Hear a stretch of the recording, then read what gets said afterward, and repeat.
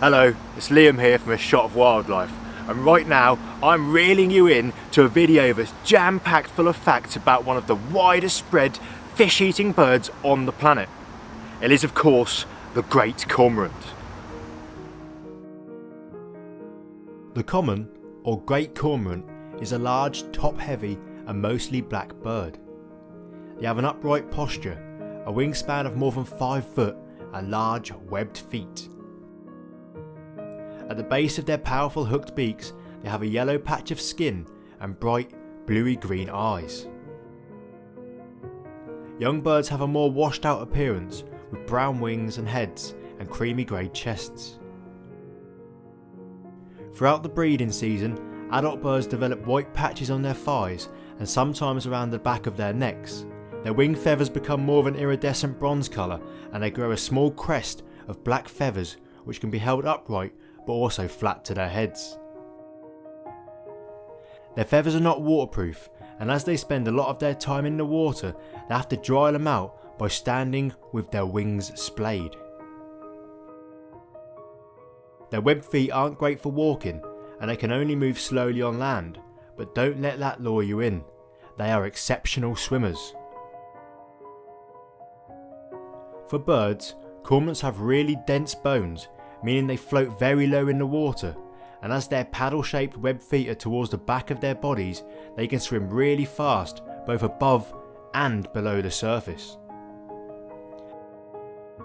Their diet is made up almost exclusively of fish, which they catch by chasing down and then swallowing whole. They can dive for as much as 70 seconds and have evolved hearing that works underwater just as good as some species of whale. It's believed they might use this to detect fish in murky waters. Although each bird only consumes around 500 grams of fish per day, they are so good at catching them that they often grab hold of and eventually release fish that are too large for them to swallow. This can leave the larger fish scarred or sometimes fatally injured, and has netted the cormorants a bad reputation with anglers. Cormorants can breed at any time of the year if there's enough food available, but this is usually confined to the warmer months between April and September. They nest communally, often in waterside trees, but occasionally on cliff edges and on both coastal and inland islands. Depending on where the colony is based, each pair constructs a nest out of either twigs and grasses or sometimes with mounds of seaweed.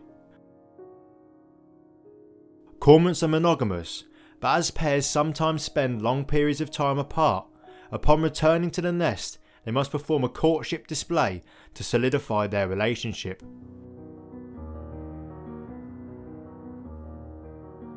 If they impress their mates and they take the bait, egg laying can begin. Each female produces between 3 and 6 pale blue or green coloured eggs.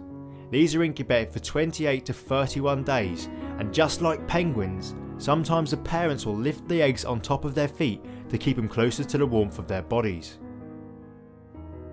When the chicks hatch out, they are covered in a layer of dark brown down and look remarkably like their parents, albeit more gangly versions.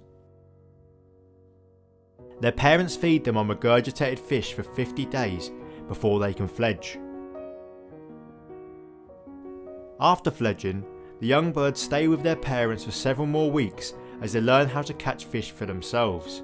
Some of this is through copying, but a lot is learned on the fly through trial and error.